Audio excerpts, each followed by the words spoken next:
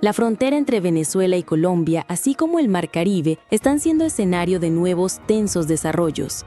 El presidente de Venezuela, Nicolás Maduro, elogió la decisión de Colombia de reforzar su ejército en Catatumbo, asegurando que esta era una medida necesaria para proteger la soberanía y el bienestar de los pueblos de ambos países. Sin embargo, Caracas también acusó a Estados Unidos de violar el derecho internacional al desplegar su armada y armas nucleares cerca de la región, calificando esto como una amenaza directa a la seguridad nacional. Por su parte, Washington afirmó que esta operación tenía como objetivo combatir los carteles de narcotráfico.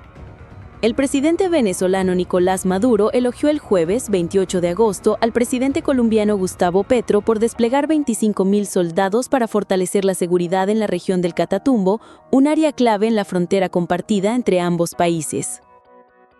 Presidente Gustavo Petro ha dado una orden hoy de reforzar con 25.000 hombres un nuevo pie de fuerza toda la zona del Catatumbo colombiano.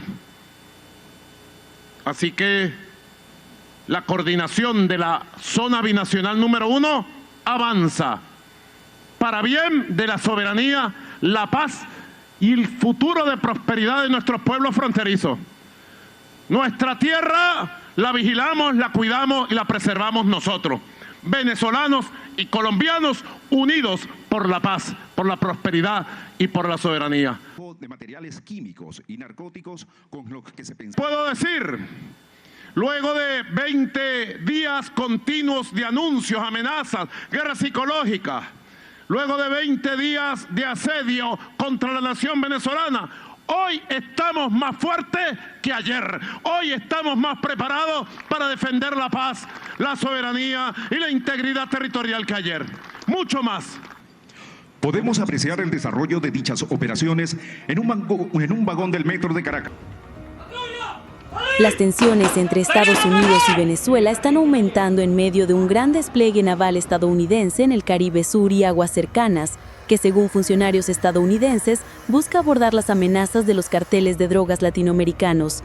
El presidente de Estados Unidos, Donald Trump, ha hecho de la lucha contra los carteles de drogas un objetivo central de su administración como parte de un esfuerzo más amplio para limitar la migración y asegurar la frontera sur de Estados Unidos. Aunque los barcos de la Guardia Costera y la Marina de Estados Unidos operan regularmente en el Caribe Sur, este despliegue es significativamente mayor que los habituales en la región, una acción que fue denunciada por Maduro. El Pentágono no ha indicado públicamente cuál es exactamente la misión de Estados Unidos, pero la administración Trump ha dicho que ahora puede usar las fuerzas militares para perseguir a los carteles de drogas y grupos criminales, y ha ordenado al Pentágono preparar opciones. Por su parte, en un mensaje a través de la plataforma X, el presidente colombiano Gustavo Petro dijo que había ordenado al ejército colombiano aumentar el número de tropas en la región del Catatumbo colombiano para reducir al máximo las fuerzas de la mafia. No es la tierra la que derrota a la mafia, es la coordinación entre los dos estados la que lo logra, añadió. El jueves, Venezuela presentó una queja al secretario general de la ONU, Antonio Guterres, sobre el despliegue naval estadounidense, acusando a Washington de violar la Carta Fundacional de la ONU. El embajador de Venezuela ante las Naciones Unidas, Samuel Moncada, afirmó que Venezuela no es una amenaza para nadie y enfatizó que el verdadero peligro en la región es la presencia de fuerzas militares estadounidenses y armas nucleares en el Caribe. Venezuela se dirige a la opinión pública internacional y a los medios de comunicación internacionales para informar que, en el marco de una reunión bilateral que ha tenido lugar esta tarde, se ha hecho entrega al secretario general de las Naciones Unidas, Antonio Guterres, una misiva a través de la cual se denuncian los más recientes y peligrosos desarrollos de la política de continuo hostigamiento del gobierno de los Estados Unidos de América contra nuestro país.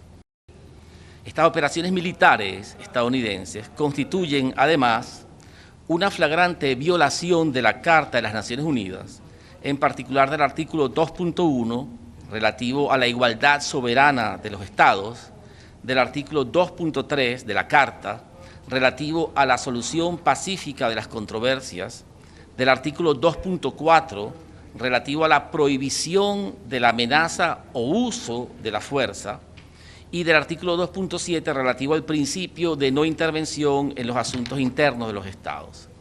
Insta una vez más al secretario general de las Naciones Unidas a asumir en el marco de sus competencias y responsabilidades, la defensa activa de los valores y principios fundamentales de la Carta de las Naciones Unidas, exhortando de manera rotunda al gobierno de los Estados Unidos de América a cesar de una vez por todas sus acciones hostiles y sus amenazas, y a respetar la soberanía, la integridad territorial y la independencia política de Venezuela.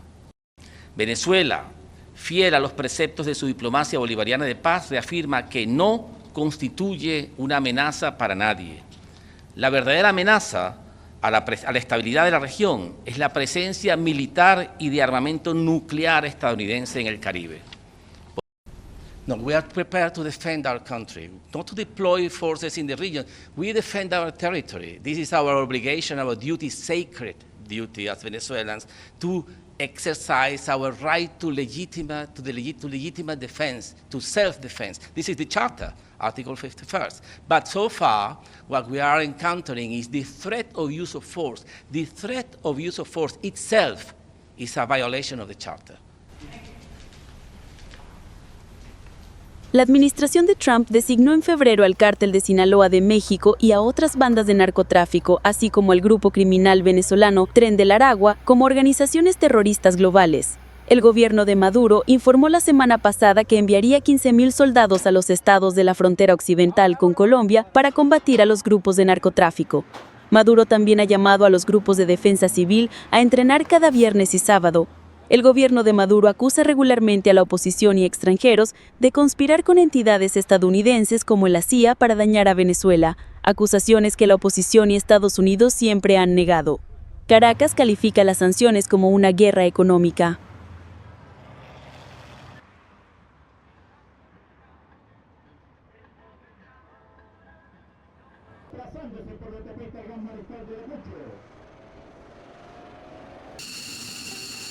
En el contexto de un prolongado estancamiento nuclear y los esfuerzos diplomáticos que continuamente llegan a un punto muerto, las tensiones entre Irán y Occidente siguen intensificándose.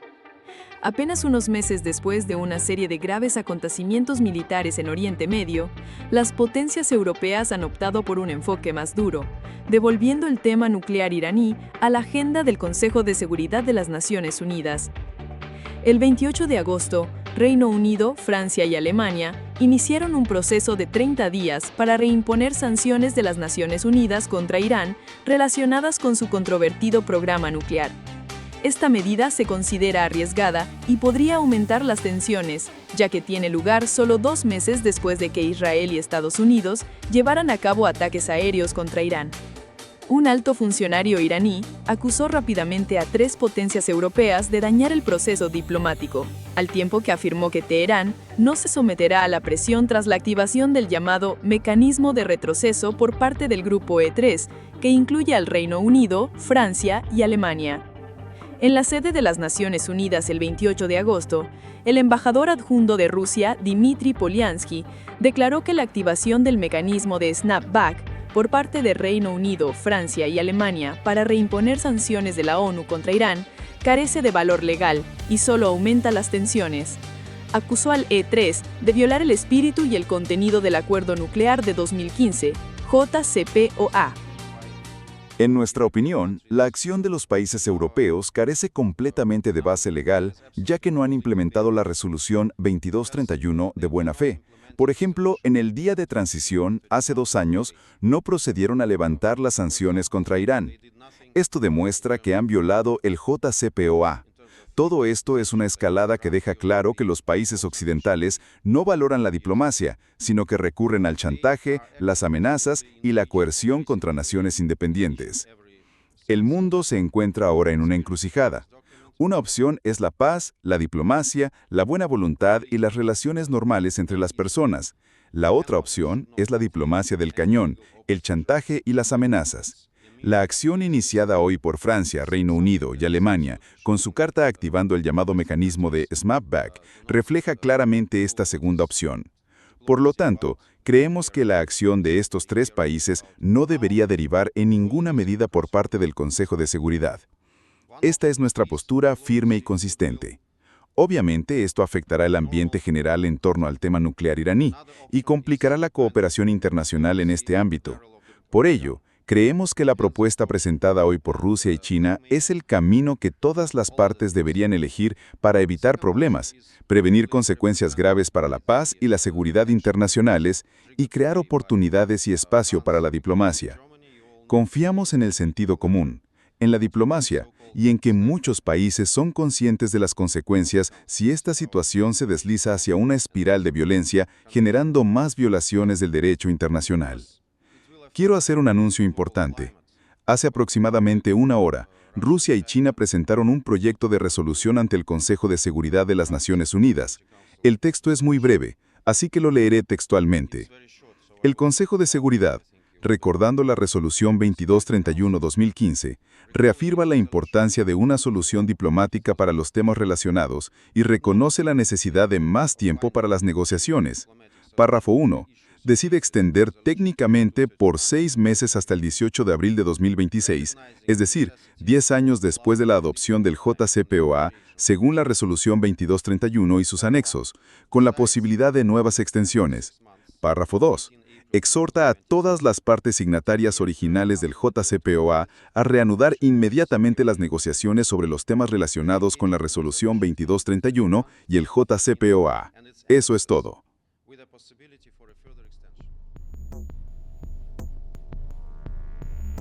El mismo día, el ministro de Asuntos Exteriores francés, Jean-Noël Barrot, afirmó que la decisión de Francia, Reino Unido y Alemania de iniciar el proceso para reimponer sanciones de la ONU sobre el programa nuclear de Irán no implica el fin de la diplomacia. Subrayó que durante los próximos 30 días, los 3 países aprovecharán el tiempo para dialogar con Teherán y seguirán comprometidos con la vía diplomática para garantizar que Irán nunca posea armas nucleares. Compartiendo la opinión de Jean-Noël Barrot, el ministro de Asuntos Exteriores alemán, Johann Waterfeld, afirmó que la reimposición de sanciones de la ONU a Irán podría abrir una nueva etapa para las negociaciones diplomáticas. Subrayó que la responsabilidad recae ahora en Irán, instando al país a poner fin a su rechazo a una solución diplomática. Waterfeld añadió que Berlín, junto con sus socios del E3, espera que Irán coopere plenamente con la Agencia Internacional de Energía Atómica, o IAEA, se comprometa claramente con un diálogo directo con Estados Unidos y tome medidas verificables de desescalada en el ámbito del enriquecimiento nuclear. Además, señaló que aún quedan 30 días antes de que las sanciones de la ONU se reactiven. Reino Unido, Francia y Alemania temen que, si no actúan, perderán la autoridad para reimponer sanciones contra Irán a mediados de octubre, las cuales fueron levantadas bajo el Acuerdo Nuclear de 2015. Según Sanam Vakil, directora del Programa de Oriente Medio y África del Norte en Chatham House, las sanciones de las Naciones Unidas impuestas a Irán se implementaron entre 2006 y 2011. Estas medidas incluían la prohibición a los países de comprar crudo iraní, así como restricciones para participar o realizar transacciones bancarias y financieras con Teherán.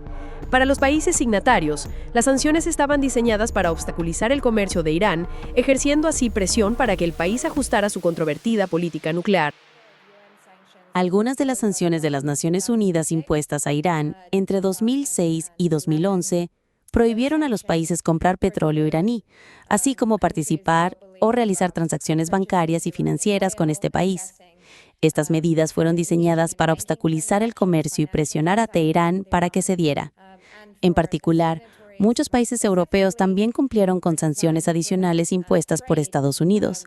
Sin embargo, un punto de inflexión importante ocurrió en 2018 cuando la administración de Donald Trump decidió retirarse del acuerdo nuclear con Irán, desencadenando una serie de nuevas crisis relacionadas con el programa nuclear de Teherán.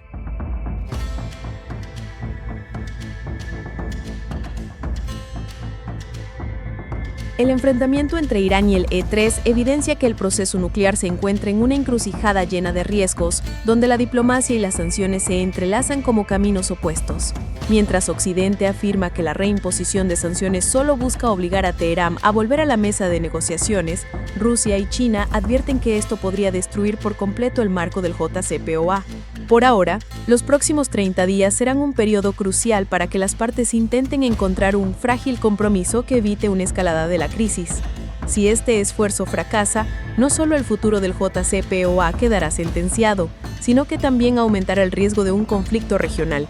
En ese caso, la situación en Oriente Medio podría deslizarse aún más hacia un torbellino de inestabilidad difícil de controlar.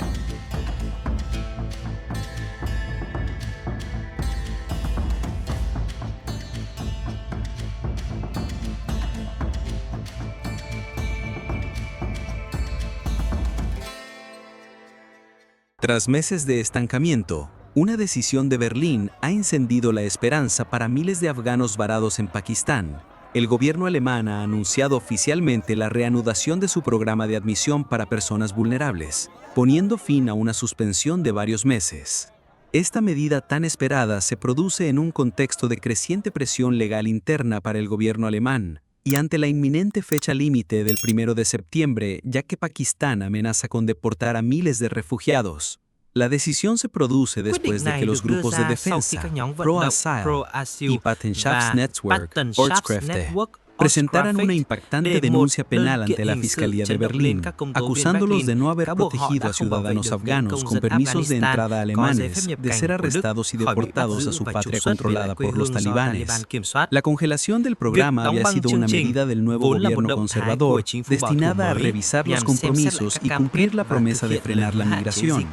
Sin embargo, la acción legal se emprendió en medio de una situación desesperada en Pakistán. Según los grupos de defensa, más de 400 personas en la lista de espera para Alemania han sido arrestadas y al menos 34 ya han sido deportadas a Afganistán, donde se enfrentan al riesgo de detención, maltrato o ejecución. Desde lo que escuchamos es pura desesperación. Las familias están siendo destrozadas. Incluso niñas menores de edad han sido deportadas sin sus padres. Son personas que se encuentran en una situación donde no tienen ningún derecho en Afganistán. Nos enteramos de que primero fueron llevadas a un campamento en Afganistán, pero también en condiciones muy precarias. Y desde nuestro punto de vista está claro que nadie puede garantizar su seguridad en Afganistán, ni las autoridades alemanas ni las pakistaníes. Ante esta presión, para las organizaciones de ayuda sobre el terreno, el anuncio de la reanudación del programa es solo un primer paso muy cauto. Eva Bayer, portavoz de la organización de ayuda Kabul Luftbrücke, afirmó que la información sigue siendo muy vaga. Recibimos la información. Bueno, solo se contactó a los abogados a través del Ministerio de Asuntos Exteriores. Por lo tanto, sospechamos que comenzará pronto. Sin embargo, todavía no tenemos indicios concretos de cuándo se implementará realmente. Este es el primer paso, diría yo, que nos da la esperanza de que realmente comience pronto. Pero todavía no hay nada realmente seguro.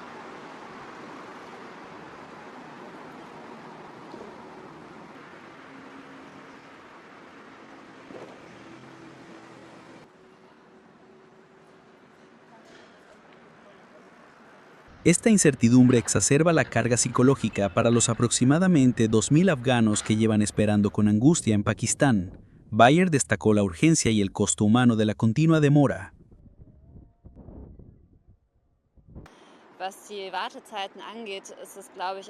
Con respecto a los tiempos de espera, creo que simplemente ya no podemos esperar ni exigir esto a las personas.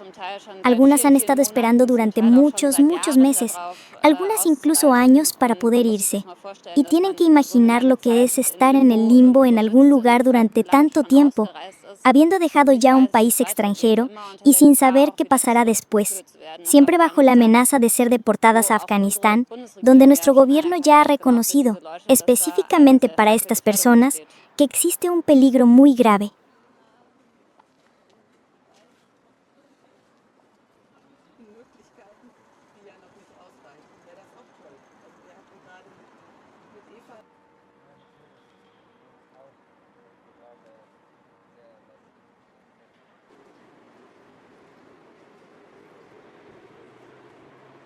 Mientras tanto, en el mismo Berlín, la desesperación y la ira eran evidentes en la protesta frente a la sede del Ministerio de Asuntos Exteriores.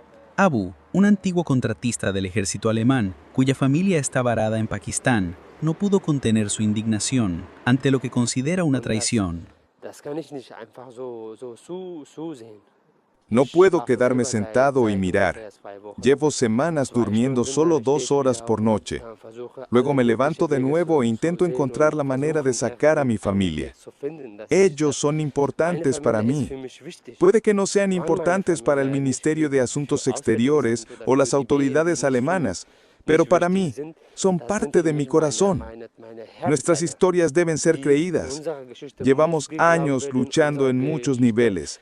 Hablamos con el gobierno anterior, con el ex canciller de Alemania, Olaf Scholz, con la ex ministra de Relaciones Exteriores, Annalena Baerbock, y yo hablé específicamente con la ex ministra del Interior, Nancy Faeser. Trabajamos para ustedes durante 20 años. ¿Y así es como nos lo agradecen? ¿Ahora tenemos que temer por nuestras vidas?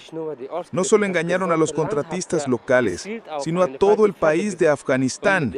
Jugaron con todas las personas vivas que viven allí. Además de las personas varadas en Pakistán, a las organizaciones de ayuda también les preocupa el destino de aquellos que ya han sido deportados de regreso a Afganistán. Bayer afirmó que el gobierno alemán tiene la responsabilidad de actuar para protegerlos. Está en manos del gobierno alemán, que según nos han dicho, está en negociaciones con los talibanes y tratando de traer a estas personas de regreso a Pakistán. Si esto tendrá éxito, no puedo evaluarlo. Lo espero de corazón. Estas personas son muy vulnerables. Fueron deportadas a Afganistán sin sus pertenencias, incluso sin sus pasaportes. Y sí, veo una gran responsabilidad del gobierno alemán de actuar aquí.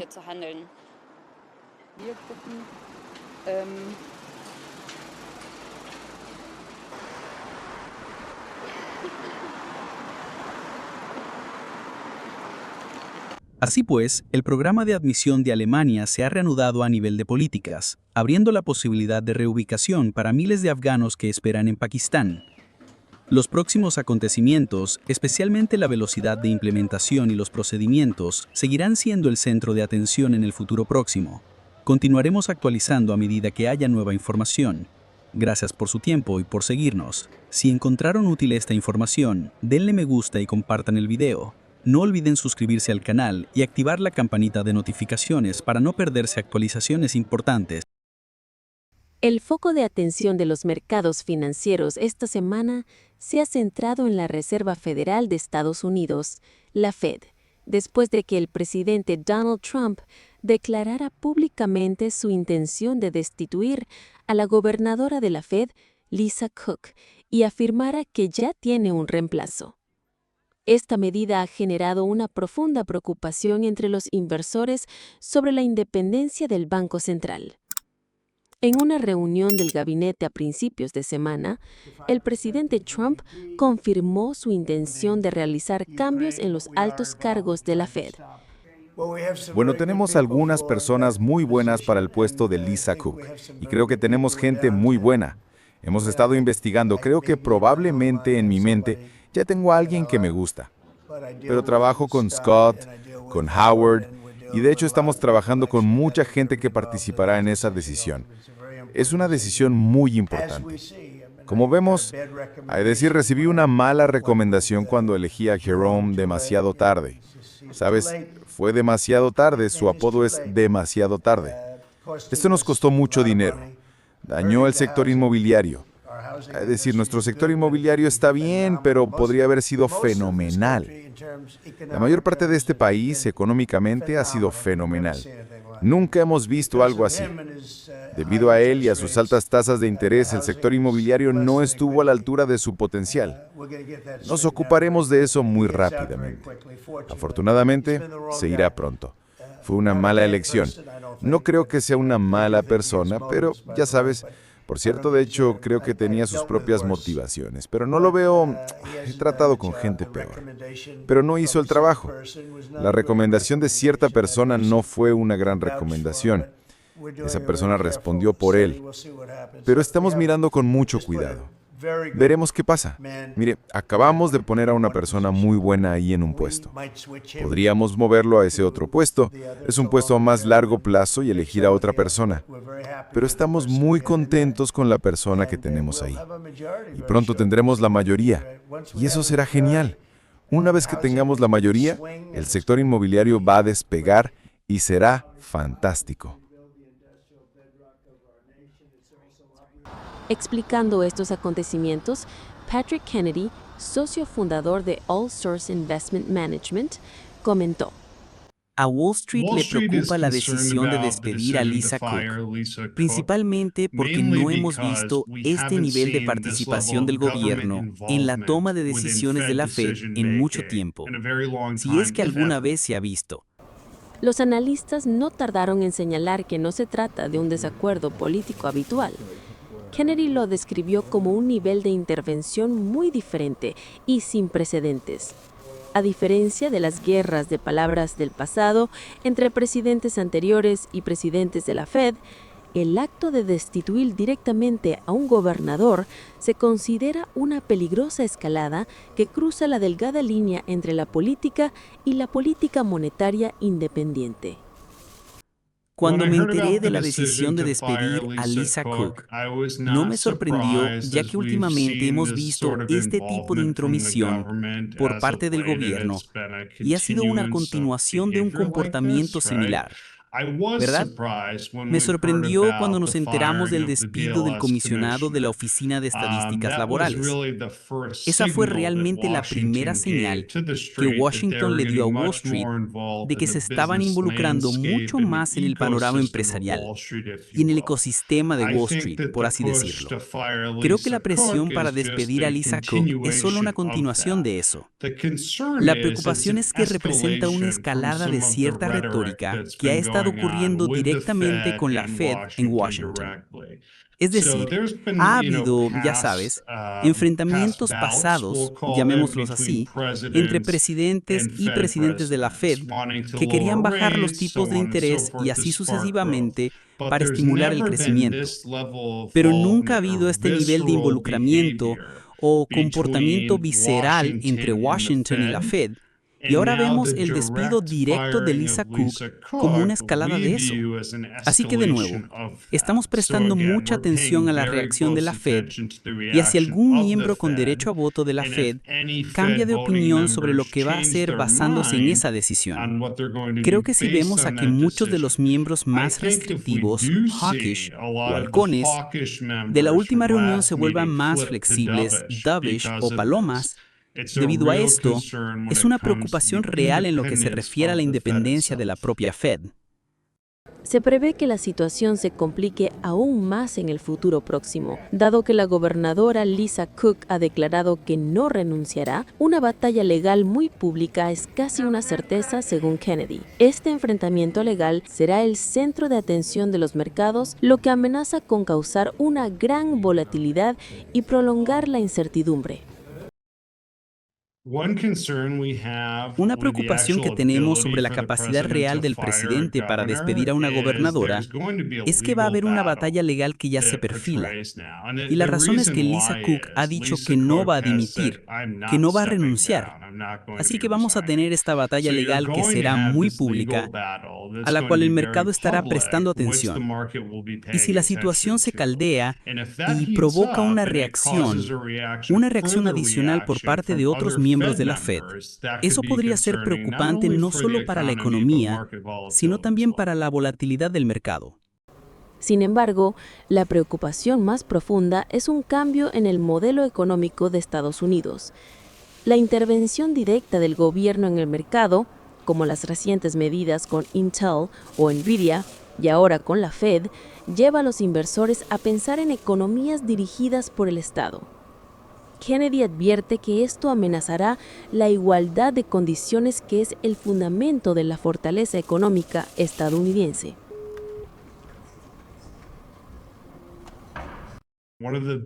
Una de las mejores cosas de nuestra economía y nuestros mercados es que la Fed ha sido completamente independiente y se le ha permitido operar de forma independiente durante más de 100 años, ¿verdad? Y la razón por la que eso es tan importante es que todos estamos en igualdad de condiciones en lo que se refiere a los negocios. Si ya no estamos en esa igualdad de condiciones y tenemos una participación directa del gobierno, la cosa no acaba bien. Basta con mirar a cualquier país del tercer mundo donde hay una participación directa del gobierno para tratar de influir en la economía y en sus mercados.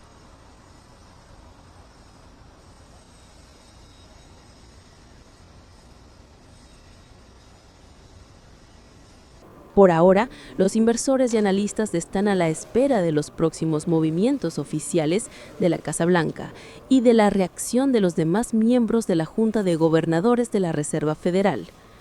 Seguiremos actualizando con las últimas noticias internacionales. Gracias por seguirnos. No olviden dar me gusta, suscribirse al canal y activar las notificaciones para no perderse en nuestros próximos videos.